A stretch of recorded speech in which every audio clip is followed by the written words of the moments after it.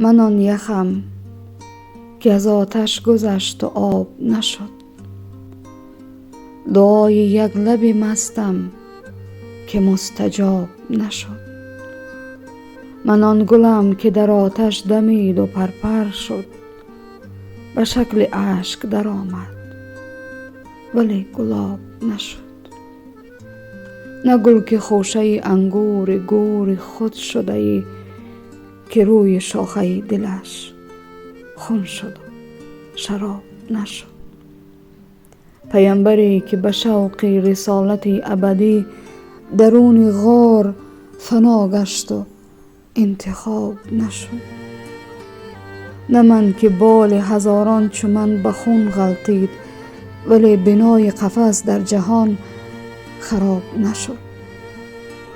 به خواب رفت جهان آنچنان که تا به ابد صدای هیچ خروس حریف خواب نشد.